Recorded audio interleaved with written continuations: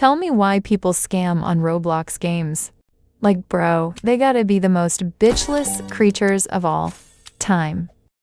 Don't even get me started on all the times I saw people get scammed, or I get scammed.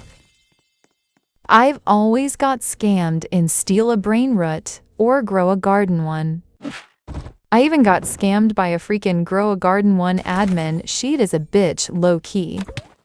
Sorry, I don't have a background layout. I just don't know how to make one, so Enjoy the background because sprite guy out.